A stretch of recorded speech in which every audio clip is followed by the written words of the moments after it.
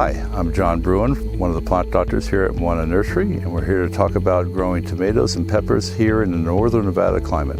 Tomatoes, the #1 popular growing vegetable in the country. Everyone has advice on the internet to how to grow tomatoes. Our Nevada climate is very particular. We have very, very hot summers, we have very, very dry climate, and we have a very, very cold spring. It makes it difficult for northern Nevada to follow the advice that you find on the internet.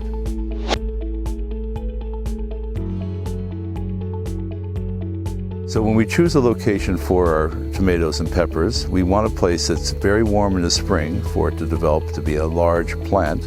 We also want it to be cool in the afternoon when it gets later in the summer. So if we can put it to where it will get shade from 4 o'clock onward, that's ideal. That allows it to cool off and have complete flowers set for pollination. That allows us to have the early crop.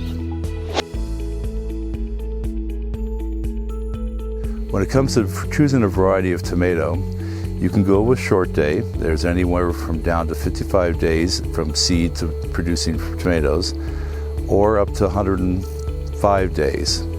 You want to choose one that's typically 85 days or less. Here in Nevada, we have Early Grow, which is developed at UNR for our Pacific area. However, it can lack a little flavor at times because it's such a short time. I like to choose a variety, so maybe an Early Grow plus an 85-day tomato, which allows me to choose from many of the heirlooms like the Black Krim or the Berkeley Tie-Dye. One thing about tomatoes and peppers is that you can plant them in containers. Containers allow you to move them into the sun, and so they can receive a lot of sun and warmth in the spring when we are cooler, and then you can move them to a very shady location in the summer where they can have complete flower set in the shade. These containers can be any sorts of sizes. However, we do recommend for our area and the water requirements, because we don't want to be watering more than once a day, to try to choose a 10-gallon or larger, number 10 or larger container. And this can be a hanging basket, this can be a standalone, this can be a self-watering container of any kind, but that size container gives us the root space to accommodate our severe heat and dry weather. One advantage of those containers, like I was talking about, is that you can just dump the soil, use it as another purpose, use it for your zucchini or other type of non-contagion plants, and put fresh soil in them every year. Therefore, you can have dedicated spots for your tomatoes and peppers. Rotation of crops is very important. Most people understand the rotation of crops to preserve nutrients in the soil. Potatoes have a very specific issue with soil pathogens such as early and late blight, which some of you may know caused the Irish potato famine. Tomatoes are in the same group of family of tomatoes, peppers, potatoes, and eggplant, and they're all susceptible to these soil-borne pathogens. So to minimize your risk for these pathogens is to rotate your crop. So 3-year rotation, which means for the 3 years they're in different locations, and after 3 years you can go back on the 4th year to the same location. Many people build very elaborate raised beds, but they forget that they need to rotate their tomatoes and move them to different locations. So when they don't have those locations, they end up having issues with tomato diseases such as early blight and late blight. We have some Better Boy right here, and some bell pepper and an Italian roaster. We have several options on containers, but for this demonstration we're going to be using the Smart Pot, which is a great little invention that someone came up with. It is impossible to overwater your plants if you use a Smart Pot. So it's a fabric, it's available in many sizes. So there's many choices in soils. You can go top of line potting soil, such as this Garden Eden biochar, or you can go bottom of the line. They're very suitable. It just depends on your budget and what you aim to and the amount of space you have. Okay, so we're going to be potting up this tomato. I've chosen to use the biochar, which is simply a high quality potting soil, and we want to fill the Smart Pot.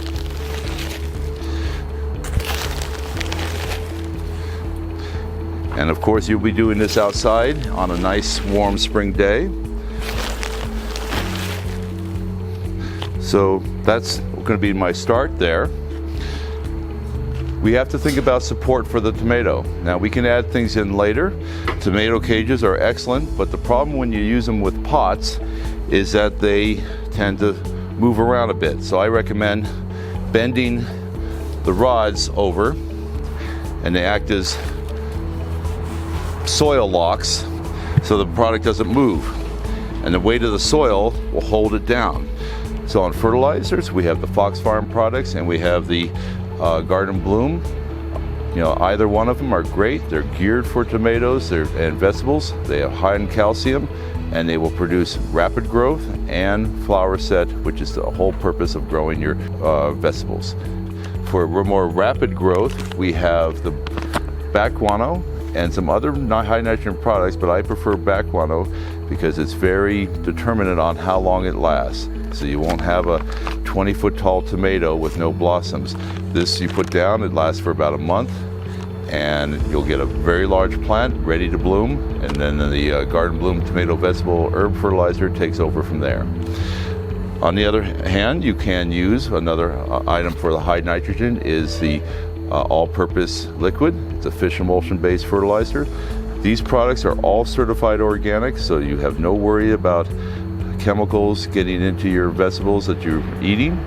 And this is also a very good product to promote fast growth. One product we have here at Moana is tomato set.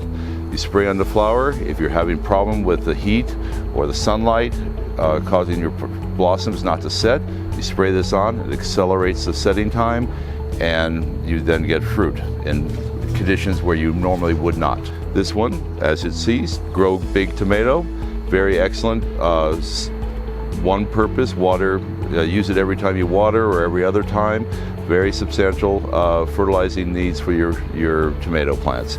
If you're having problem with blossom set, they do have this Big Bloom, which is companion fertilizer for the Grow Big Tomato, and you'll produce more blossoms with this product. Both of these products are excellent, and they are organic. If you've chosen not to use the correct amount of fertilizer, or something has happened, we do have Stop Rot, which prevents blossom end rot. It is just basically calcium. It is somewhat organic, but it is not certified organic, and it will alleviate that problem on future tomato sets. The tomato vegetable fertilizer is also very good as a starter fertilizer because it's not high in nitrogen. And basically, I'm going to measure out approximately a cup here. Sprinkle out, stir it in.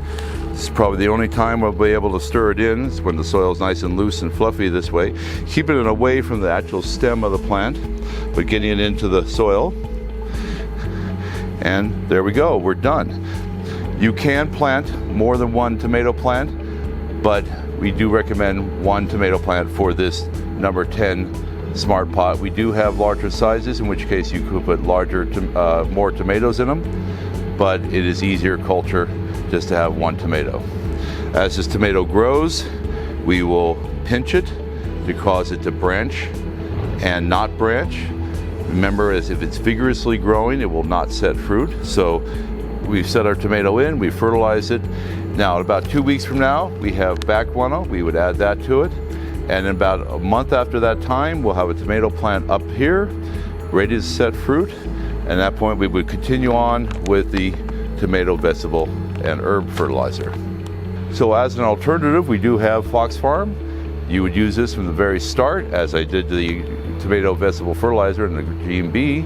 That will allow it to grow big up to about a month's time, at which point we would then switch over to the Big Bloom, and that will provide all the necessary ingredients for producing blossoms and thus tomatoes. One of the great advantages of a container is that it is mobile and you can move it to different locations. This container has handles, and as I said, if it's lightweight, because you haven't watered it that day, you can move it to any location.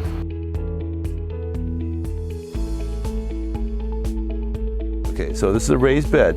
There's some very good points. They have very lovely tomatoes and they're doing very well. However, from the looks of the things, there's nowhere they can rotate their tomatoes. So the following year, they're going to be at risk. That's something to consider.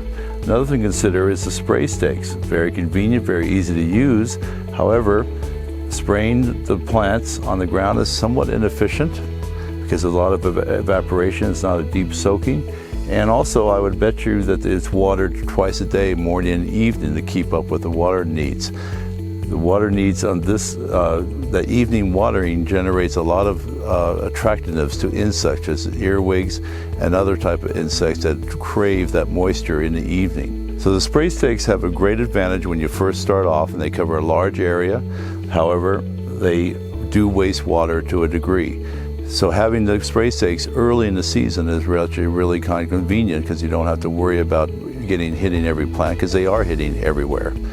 But having a drip system as a switchover system would be a better way to conserve water and give them a deep watering. It's best to water in the morning. Watering in the morning allows you to create a insect-free environment in the evening when they're very active. So once again, my name is Jon Bruyn. I'm one of the many plant doctors at Moana Nurseries at our 3 locations. And feel free to call us or ask us for any advice on growing tomatoes and peppers for this coming season.